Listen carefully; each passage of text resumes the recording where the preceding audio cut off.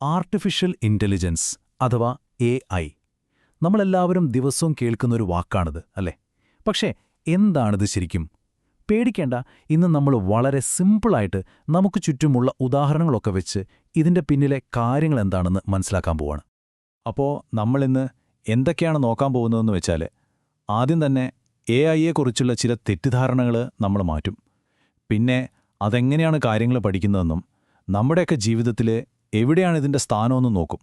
അതിനുശേഷം നമ്മുടെ ലോകത്തിൽ AI വരുത്തുന്ന മാറ്റങ്ങൾ, അതിൻ്റെ വെല്ലുവിളികൾ, പിന്നെ ഇതിൻ്റെയൊക്കെ ഭാവി എന്തായിരിക്കുമെന്ന് നമ്മൾക്ക് സംസാരിക്കാം.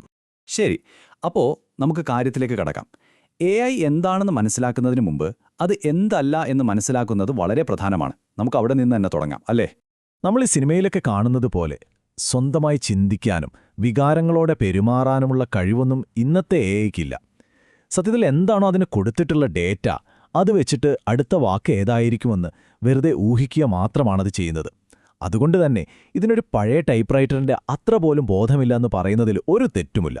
ഇതാണ് നമ്മൾ മനസ്സിലാക്കേണ്ട ഏറ്റവും പ്രധാനപ്പെട്ട കാര്യം. പണ്ടൊക്കെ കമ്പ്യൂട്ടറുകളെ നമ്മൾ കൃത്യമായ നിയമങ്ങൾ എഴുതി പ്രോഗ്രാം ചെയ്യുകയായിരുന്നു. എന്നാൽ ഇപ്പോൾ കോടിക്കണക്കിന് ഉദാഹരണങ്ങൾ കാണിച്ച് പരിശീലിപ്പിക്കുകയാണ് ചെയ്യുന്നത്. ഈ ഒരൊറ്റ മാറ്റമാണ് AIയെ ഇത്രയധികം ശക്തമാക്കുന്നത്. അപ്പോൾ AIയെ ഒരു സൂപ്പർ കാൽക്കുലേറ്ററായിട്ട് സങ്കല്പിക്കുന്നതാണ് ഏറ്റവും എളുപ്പം. ഇന്റർനെറ്റിലെ മിക്കവാറും എല്ലാ വിവരങ്ങളും വായിച്ച് അടുത്തതായി എന്തുവരും എന്ന് ഊഹിക്കാൻ മാത്രം പഠിച്ച ഒന്ന്. ഈ ഒരു ചിന്ത അതിലെ മാന്ത്രികതയൊക്കെ ഒഴിവാക്കി കാര്യങ്ങൾ വ്യക്തമായി കാണാൻ നമ്മളെ സഹായിക്കും. ശരി, അപ്പോൾ ഈ പറയുന്ന പരിശീലനം യഥാർത്ഥത്തിൽ എങ്ങനെയാണ് നടക്കുന്നതെന്ന് നമുക്ക് നോക്കാം.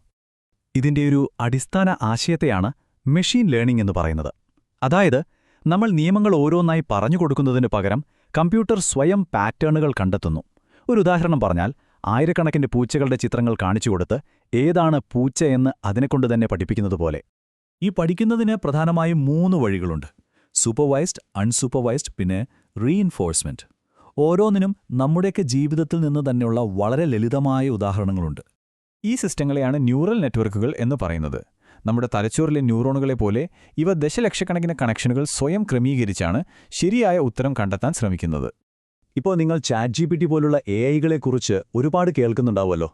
അവയെ ലാർജ് ലാംഗ്വേജ് മോഡലുകൾ എന്നാണ് പറയുന്നത്.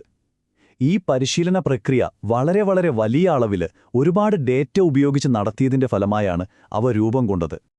ഇതിൻ്റെ ഒരു വലിപ്പമുണ്ടല്ലോ, അത് നമുക്ക് സങ്കൽപ്പിക്കാൻ പോലും പ്രയാസമാണ്.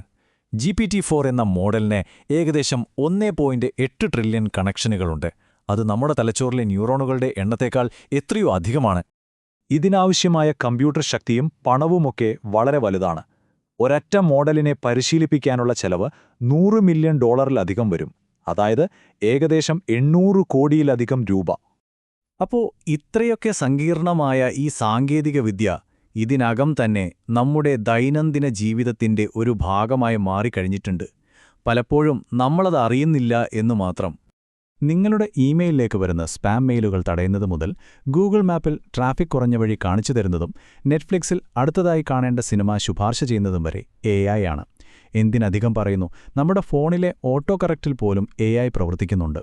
പക്ഷേ ഇതിൻ്റെ സ്വാധീനം നമ്മുടെ വ്യക്തിപരമായ സൗകര്യങ്ങൾക്കും അപ്പുറമാണ്. ലോകത്തിലെ പ്രധാനപ്പെട്ട പല വ്യവസായങ്ങളെയും AI അടിമുടി മാറ്റിക്കൊണ്ടിരിക്കുകയാണ്. വൈദ്യശാസ്ത്ര രംഗത്ത് പുതിയ മരുന്നുകൾ കണ്ടെത്താൻ സഹായിക്കുന്നത് മുതൽ ഡ്രൈവറില്ലാതെ ഓടുന്ന കാറുകൾ നിരത്തിലിറക്കുന്നതുവരെ AI എത്തി നിൽക്കുന്നു. സാമ്പത്തിക തട്ടിപ്പുകൾ തടയാനും നമ്മുടെയെല്ലാം ജോലിഭാരം കുറയ്ക്കാനും ഇത് സഹായിക്കുന്നുണ്ട്. തീർച്ചയായും ഇത്രയും ശക്തമായൊരു സാങ്കേതികവിദ്യ വരുമ്പോൾ അതിന് ചില വെല്ലുവിളികളും അപകടങ്ങളും ഉണ്ടാകും. അതും നമ്മൾ ഇപ്പോൾ തന്നെ നേരിടുന്നവയാണ്. പക്ഷപാതമാണ് ഒരു പ്രധാന പ്രശ്നം. AIയെ പരിശീലിപ്പിക്കാൻ ഉപയോഗിക്കുന്ന ഡാറ്റയിൽ എന്തെങ്കിലും പോരായ്മകളുണ്ടെങ്കിൽ AIയും പക്ഷപാതപരമായി പെരുമാറാൻ സാധ്യതയുണ്ട്. ഉദാഹരണത്തിന്, ചില ഫേഷ്യൽ റെക്കഗ്നിഷൻ സിസ്റ്റങ്ങൾ കറുത്ത നിറമുള്ള സ്ത്രീകളെ തിരിച്ചറിയുന്നതിൽ വളരെ കൂടുതൽ പിഴവുകൾ വരുത്തുന്നതായി കണ്ടെത്തിയിട്ടുണ്ട്. പലരും ഭയപ്പെടുന്നത് പോലെ AI ഒരുപാട് ജോലികൾ ഇല്ലാതാക്കാൻ സാധ്യതയുണ്ട്.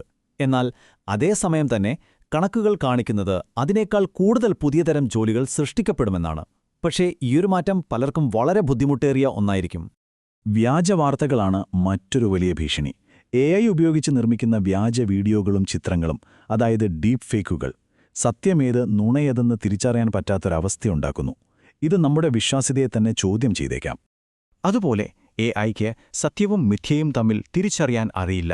അതുകൊണ്ട് ചിലപ്പോൾ അവ വളരെ ആത്മവിശ്വാസത്തോടെ തെറ്റായ വിവരങ്ങൾ നൽകിയേക്കാം. ഇതിനെ AI ഹാലൂസിനേഷൻ എന്നാണ് ടെക് ലോകം വിളിക്കുന്നത്. ഇതിന് യഥാർത്ഥ ലോകത്ത് പല പ്രത്യാഘാതങ്ങളും ഉണ്ടാകാം.